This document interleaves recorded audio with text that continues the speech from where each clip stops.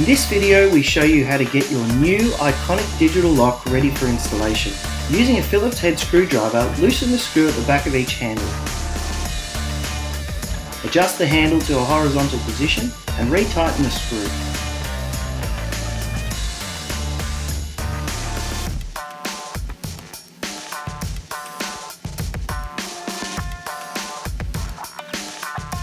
Your digital lock comes preset with a code.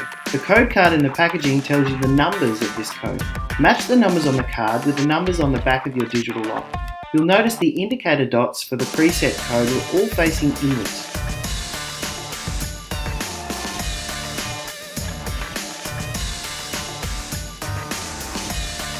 To clear this code, use a flathead screwdriver to depress and turn the relevant screw buttons 180 degrees so they all face outwards.